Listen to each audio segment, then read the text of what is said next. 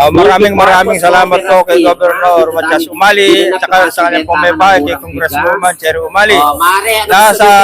Ngayon po ay andito kami sa aming barangay na bibili po na inyong bigas sa murang halaga. At sabi nung mga nauna ay masarap daw po yung bigas. Ito po ay malaking tulong po rito sa aming barangay, lalong-lalo na po sa mga kawalan po. Pa namin mga magsasaka na mamamayan ng mga bukod. Maraming salamat po, mahal na Governor Matias Umali, at saka inyo pong may bahay. At saka po kay Vice Governor, maraming salamat po sa inyo lahat. Parang panaginip lang itong aking nakikita, tulong sa aming pamilya, sa bulsa ay kayang-kaya. Sabi nga nila, di bali ng kaunti ang ulam, basta may bigas sa pagkainan. 20 pesos per kilo, tunay na tunay. 20 pesos lang per kilo, mga kapitbahay, parang fiesta ang saya. Bigas na kayang-kaya, Nueva Ecija. 20 pesos lang per kilo ng bigas, kapitbahay, ingatan na. 20 pesos kayang-kaya dito sa Nueva Ecija.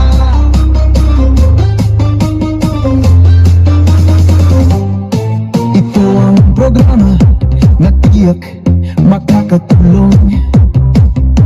Mula sa Kapitolyo, inutupad ang mga pangako.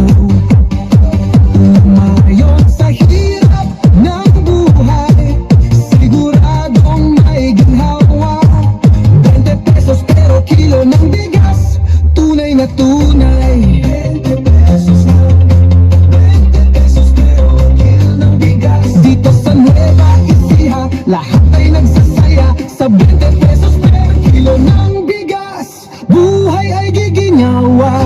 20 pesos lang per kilo, mga kapitbahay, parang fiesta ang saya. Bigas na kayang-kaya, Nueva Ecija. 20 pesos lang per kilo ng bigas, kapitbahay, ingatan na. 20 pesos kayang-kaya dito sa Nueva Ecija. 20 pesos lang, 20 pesos lang, 20 pesos pero kilo ng bigas. Dito sa Nueva Ecija, lahat ay nagsasaya sa 20 pesos per kilo ng bigas. Buhay ay giginhawa.